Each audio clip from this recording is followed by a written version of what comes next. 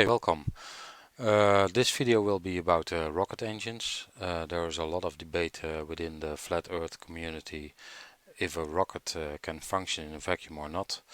I did some investigations and I'm looking more deeply into the math and about what they are telling about how a rocket should function. And I think I have an interesting lead for people, for instance, like Brian Mullen, who is also going deeper into the subject. And if you follow those discussions, I still have the feeling there is a lot of confusing information out there. I would like to start off with this website. By the way, for people who would like to have spectacular videos with lots of moving pictures and stuff, this is not a video you're looking for.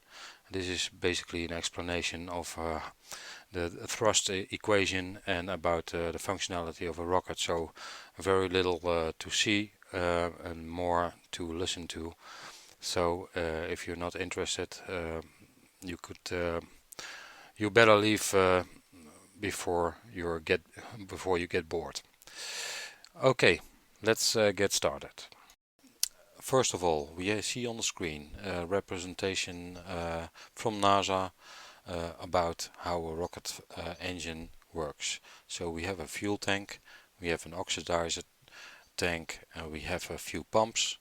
There is a combustion chamber, a throat of the nozzle, and we have the nozzle itself. Right. So what is actually happening? Fuel from the fuel tank and oxidizer, that's for instance oxygen, is pumped into the combustion chamber. There it will ignite, and because of this ignition we will get an extreme high pressure in this combustion chamber, and the hot gases will be forced out through the throat and into the nozzle, where it expands, is gaining speed, and then at high speed pressed out of the exhaust. I would like to mention that it's important not to lose yourself in all the math. I'm a mechanical engineer and I did quite a lot of research on this, but the math is only there to confirm the concept. That's very important statement, I believe, because many people will dig into the math and find all kinds of stuff that is often not even related to the actual topic. So, but what I would like to say is like this thrust equation is the key to my explanation, and I'm going to explain why exactly. This thrust equation is basically built up out of two components. The first component is this first part, and let me draw a box around it. That's basically this part, and that's saying that the mass times the velocity. So we're pumping fuel and oxidizer into the combustion chamber. It's pushed out at high velocity, and the mass of that gas times the velocity will create some thrust. The other part is of course the second part, that's this one, and that deals with the pressure times the exhaust area ratio. And the function of that is that we're pushing against the atmosphere here. In this part the atmosphere doesn't matter at all. So basically this first component is working in the atmosphere and outside the atmosphere. So in any case the mass times the velocity will create some thrust. The second part is only working in the atmosphere, and basically that's the key to my explanation. I think it's all very clear and basically very simple. So to explain the first part, we need to go to a different website or to a different, let me see if I can get this up. So this is another part of NASA, another website, another page within the same website. It's talking about the conservation of mass, and that's a very important topic because we need to understand how the mass of the liquid behaves after it ignites in the combustion chamber. And what's written here is, within some problem domain, and I quote, the amount of mass remains constant. Mass is neither created nor destroyed. It's a very important topic in this discussion. So when we go back to that other website, we can read here mass times velocity, and that's this mass is referring to the mass of the liquids combined. So we're pumping an amount of fuel into the combustion chamber, and the mass of that liquid is transformed to a gas due to the ignition here. So it's basically burning up and is transforming from a liquid to a gas. But we need to understand, like we saw before, that the mass of this liquid is not changing. It is transformed into a gas, but the gases are the same mass as the liquids that are pumped into the combustion chamber. That's a very important topic. Due to this first part of the equation, and in a vacuum, this part will disappear completely because there's no air to push against anymore, and that means that only this is left as thrust in a vacuum.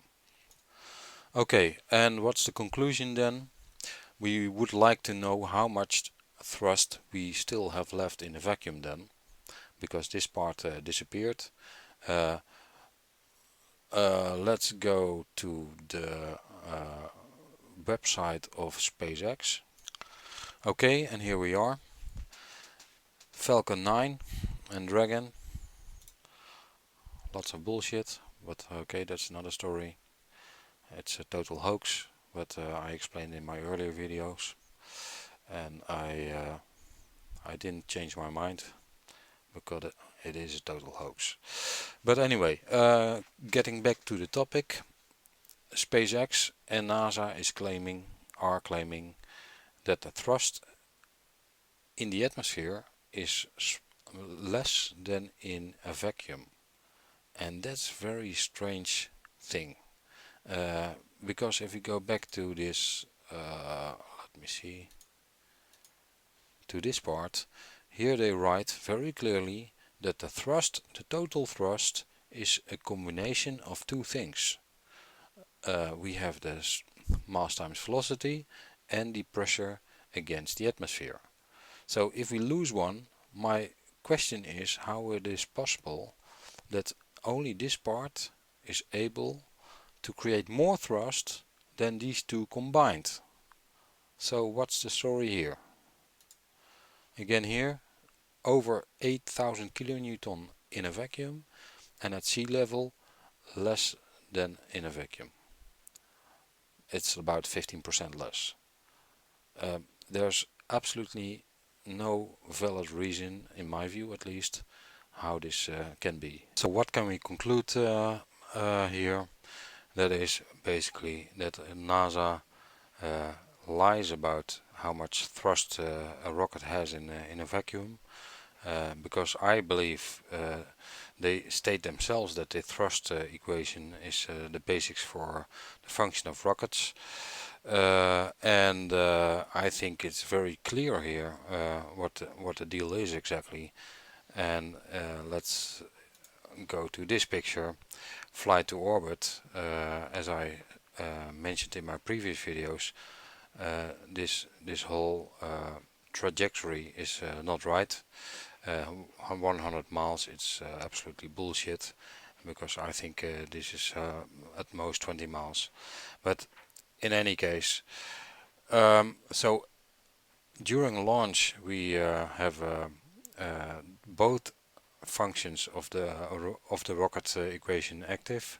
So we have the thrust uh, that is pushing against the atmosphere, and we have the mass times the velocity.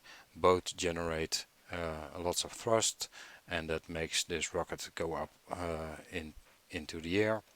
After a while, we're coming at a stage that there is not so much air anymore, and then only the first part, so this part, mass times velocity, is valid because there's too little air in this atmosphere to push against, and that basically means that the efficiency of that rocket will decrease significantly. And with significantly, I mean I believe personally that the thrust drops below 20% of its of the thrust that you have during the first, let's say, 10 kilometers. Um, and that is simply because if we launch a rocket in the beginning, NASA states and SpaceX is stating that they provide the rocket with a really amazing amount of fuel per second. And after it's gaining speed, they throttle down, so to speak, and after the first stages are burned up, then they're only left with a very tiny amount of fuel in the tanks. So they have very small tanks in the third stage, and that means that this mass is that they can pump into this combustion chamber decreases with magnitudes. That means if the mass is decreasing with magnitudes, that the velocity has to be increasing with many magnitudes compared to the velocity that they had in a low orbit, or in a, I mean in a lower atmosphere. Because if you, let's assume that these are both 50% of the equation, which is not, because this last part is much more efficient and much more powerful than this first part. And so basically you can compare it to standing against the wall and push with your hands to the wall, and you don't need a lot of force to push yourself over. If you want to do that only by throwing a heavy weight in the direction of the wall, then you will notice that you will have to throw lots of weight with high speed to create that same force. So that's a very simple experiment that you can do. So this part of the equation is at least 70% worth of the whole equation. So that means the total thrust is less than, I believe, less than 20% of this and 80% of this. If we lose 80% of the thrust, we are left with only 20% of thrust, and that means simply that we have, in a vacuum, we have 20% of thrust compared to in lower atmosphere. And that means that NASA and SpaceX and everybody and all the space agencies in the world are lying, and I don't think that's a surprise for many. That's basically their job, so it seems. And but what's important that everybody understands that the thrust equation is two separate parts. One works in a vacuum and in the atmosphere, and the other one, the last part, is only working in the atmosphere. So once you go higher and you have only, let's say, 10% of the atmosphere left at high altitude, this will be only representing a very small bit of the thrust. And if you reach a total vacuum, if there was something like that, then you don't, this part of the equation completely disappears. So basically that's my point. Thank you very much for watching and listening, and till the next video.